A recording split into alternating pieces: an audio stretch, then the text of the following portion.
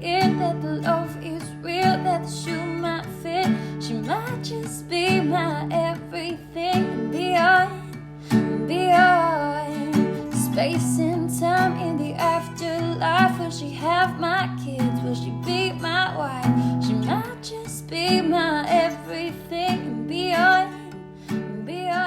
All right, everybody, happy hump day. Welcome back to Morning Coffee with your host, Rick Alexander. Should you jump is the theme of the week, and we're talking about all kinds of crazy stuff. We're talking about values, growth, freedom, control, all of the reasons that pushed me over the edge. I decided I had to find out what lied on the other side of something ventured. And look, there comes a time where I had to make the decision I would rather die on my feet than live on my knees. And that might be the situation that you're in too. Or maybe the decision to jump is much more subtle. Maybe it's not so life and death. Maybe I'm being dramatic. I don't know. But look, I'm going to outline the reasons that I decided to jump, and then you can weigh them against your own decisions, and hopefully you can get a little clarity. Because like I said in episode 1, clarity is what is going to allow you to feel comfortable in your situation, especially when all the critics are coming in hot from every side. So today I want to talk about a shift in you. See, beyond your values and your ideal lifestyle, there's another reason that you must jump. And that reason is that the person you are now is no longer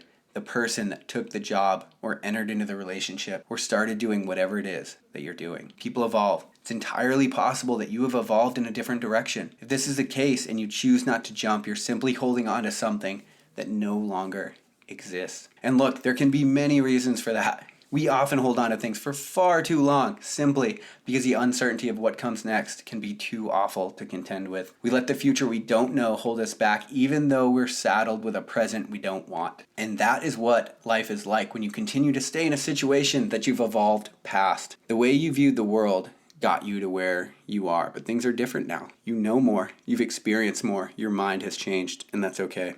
On some level, you have to quit holding on just because you're scared. And look, we have a tendency to beat ourselves up sometimes. I know a lot of people that have stayed in abusive relationships and then they look back and like, what was I thinking? It doesn't matter.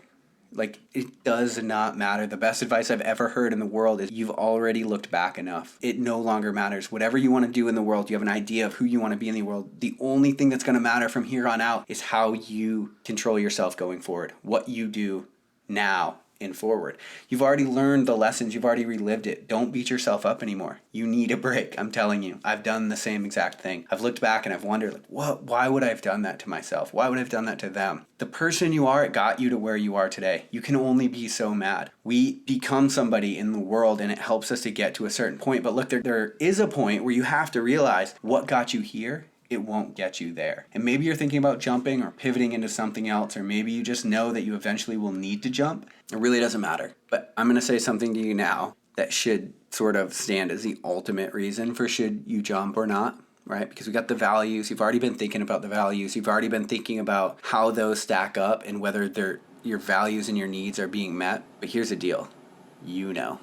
Like deep down, if you really get quiet, sit on your bed for 5 minutes. No inputs, no cell phone, no music, just thinking. Have you evolved past the situation that you are in? Have you evolved past your friend group? Are you headed in a different direction? Don't hold on because you're scared of what might happen. If I could tell you anything, it's that deep down you actually know. You actually know if the shift has happened, if you're somebody else, if you're moving in that direction.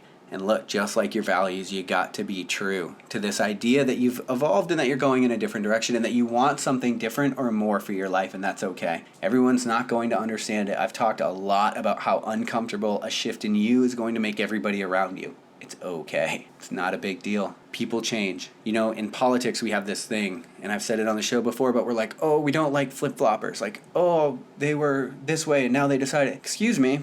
You should change your mind as you evolve and grow as a human being. And if you don't, you're probably not growing. You're not somebody I would want in my life, that is damn sure. Your opinion should change as you learn more.